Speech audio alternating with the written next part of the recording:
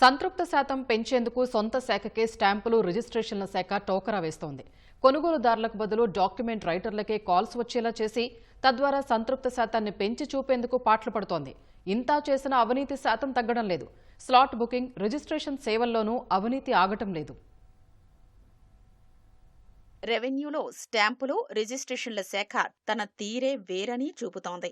సొంత శాఖలో సంతృప్త శాతం పెంచేందుకు ప్రభుత్వానికే చేతివాటం చూపుతోంది. రిజిస్ట్రేషన్ చేయించుకునే వారి ఫోన్ నంబర్లు కాకుండా డాక్యుమెంట్ రైటర్లు, ప్రైవేటు వ్యక్తుల నంబర్లు ఇచ్చి వారికే ఫోన్లొచ్చేలా జాగ్రత్త పడుతోంది.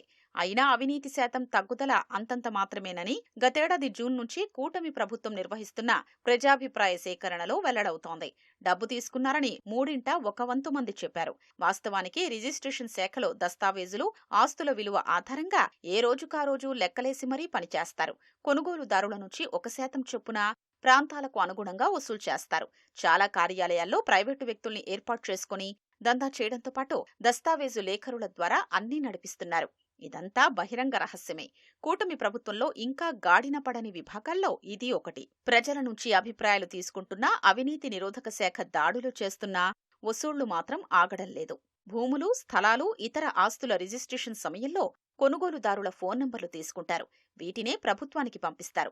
సంతృప్త శాతం సేకరణకు ప్రభుత్వం నుంచి ఫోన్లు వీటికే వస్తాయి. దీంతో కొన్ని చోట్ల కొనుగోలుదారుల ఫోన్ నంబర్లకు బదులు డాక్యుమెంట్ రైటర్లు, ప్రైవేటు వ్యక్తుల నంబర్లనే నమోదు చేస్తున్నారు. దీంతో ప్రభుత్వ కాల్ సెంటర్ నుంచి కొనుగోలుదారులకు బదులు వీరికే ఫోన్లు వెళుతున్నాయి. తమను ఎవరూ డబ్బులు అడగలేదని, సేవలు అద్భుతంగా అందాయని వారు చెప్తున్నారు. ఇంత చేసినా అవినీతి జరుగుతోందని 33% మందికి పైగా చెప్పారు.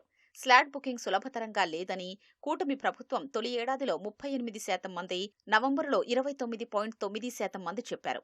రిజిస్ట్రేషన్ సేవల్లో ఇబ్బందులున్నాయని తొలి ఏడాదిలో సగటున 31.6% మంది, నవంబర్లో 22.9% మంది అభిప్రాయపడ్డారు.